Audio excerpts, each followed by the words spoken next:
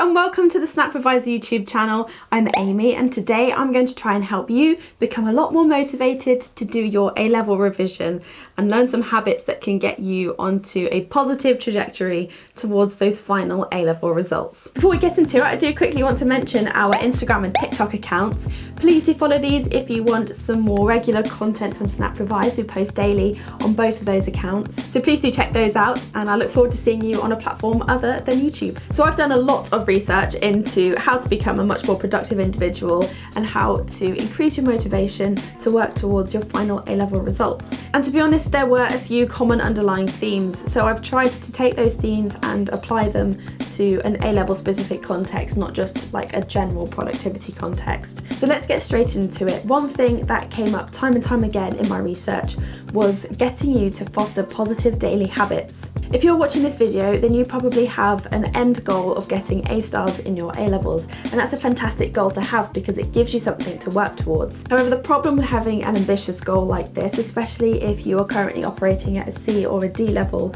is that this places a huge mountain of work between you and that end result. It's probably this time of year when you're feeling just how much work there is to be done, and it can make you lose your motivation to go and sit down and revise. So although having goals is a really good thing, to try and stop that goal from intimidating you and putting you off working towards it, try to shift your gaze towards the system by which you will get to that goal. What you want to do is make a series of small positive decisions that take you in the right direction towards an A-star grade. First, what you want to do is set specific targets. So think about what you want to achieve in a day and then go about setting a target by which you will accomplish that. So instead of thinking, I'll do some revision later, what you want to do is say, I will do an hour of chemistry exam paper questions from 5:30 to 6:30 at my desk.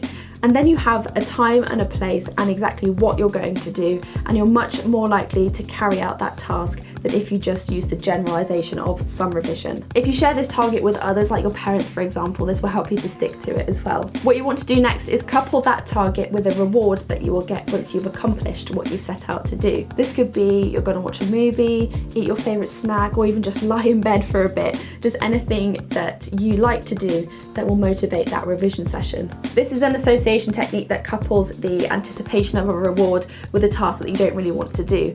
And if you do this on a daily basis, you eventually start to look forward to your revision because you know that once you do that piece of work, you get a reward at the end. The rewards in this sense then become twofold. We've got the short-term reward of getting to do something we like doing and the long-term reward of getting better grades in your A-levels. So now we've got our specific targets and the way in which we're going to reward ourselves by achieving those targets, we need to remove negative cues from our working environment. Something that often distracts focus from our revision is our phone and access to the internet. It is so easy to click away from whatever you're doing on your computer that is revision focused to something that just completely is not revision focused at all. This is where it comes to transforming your mindset, because typically we view revision as the negative thing. It's something that stops us from doing things that we actually want to do. But if we start thinking that that revision session is going to be what is part of getting me into university and getting that career that I want, then you see it as a much more positive thing, and the distraction from your phone is a negative thing because that's going to negatively impact your grades. That's the kind of thinking that you need to develop. Negative cues aren't just things like our phone. Think about the environment in which you are working in. For example, are you friends with people who are also highly motivated, that want you to do well in your exams and that also want to do well in their own exams? Is it easy for you to sit down and revise? Is your study space cluttered, or is it nice and neat and tidy? So what you need to think about here is removing obstacles that are stopping you from revising as effectively as you possibly can.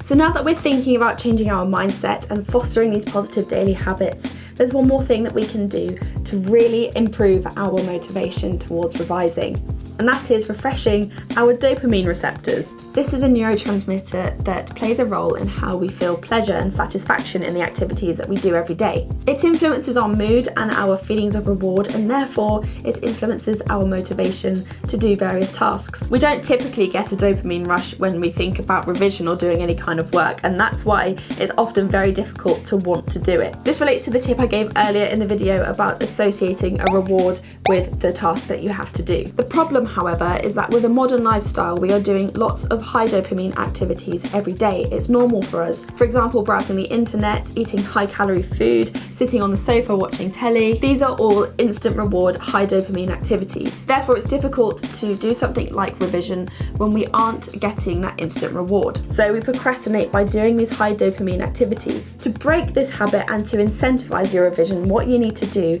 is go through a dopamine detox. All of the information I found online about this simply said that what you need to do is spend a day where you do only low dopamine activities, so that when you do allow yourself the time to enjoy a reward, it is actually enjoyable and rewarding. So my task for you is to try and allocate a day when you're not going to use your phone or social media or the internet at all for a whole day. By abstaining from these high dopamine inputs, hopefully it will mean that you actually stick to your revision and feel much more rewarded at the end, both by completing the task and by getting to go on your phone or watch a movie or do something that you really enjoy doing. Completing your revision session knowing that you were completely focused as well, and as a result learned something or understood something more, will only increase sort of that satisfying feeling you get at the end of the session. And eventually, with repetition, you will start to feel a lot more positive about sitting down and doing harder pieces of work. Thank you so much for watching. I really do hope that this video was useful for you